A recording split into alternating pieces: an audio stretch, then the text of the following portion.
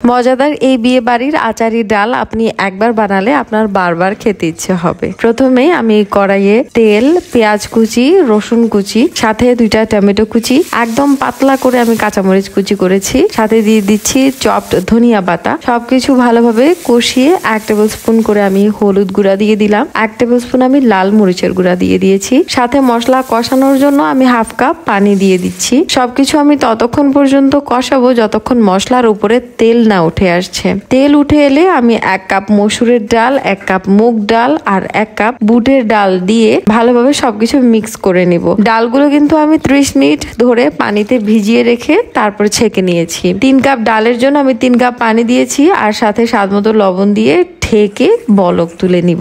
ডাল সেদ্ধ হতে থাকুক, সেই ফাঁকে একটা মশলা তৈরি করে নিব। 1 টেবিল স্পুন পাঁচফোড়ন, 1 টেবিল স্পুন গোটা জিরা ভালোভাবে টেলে আমি এটা ব্লেন্ড করে নিব। ডালও কিন্তু সেদ্ধ হয়ে এসেছে, একটা ডাল ঘুটনি দিয়ে ভালোভাবে ঘুটে নিলাম। এই যে ডাল কিন্তু সেদ্ধ। এবার ডালের তরকার জন্য কড়াইয়ে তেল, পেঁয়াজ কুচি, শুকনো মরিচ দিয়ে দিয়েছি, সাথে 2টো এলাচ, তেজপাতা আর গোটা জিরা দিয়ে দিচ্ছি। আরো আমাদের যে বানিয়ে রাখা মশলা ছিল সেইটা প্রায় 1.5 টেবিল স্পুনের মতো আমি দিয়ে দিয়েছি। ভালোভাবে সবকিছু মিক্স করে আমি এখানে আচার দিয়ে দিব, যে কোনো আচার আপনারা এখানে অ্যাড করতে পারবেন। সবকিছু ভালোভাবে মিক্স করে এবার আমি ডালের উপর এই তরকাটা দিয়ে ভালোভাবে সবকিছু নাড়িয়ে নিব।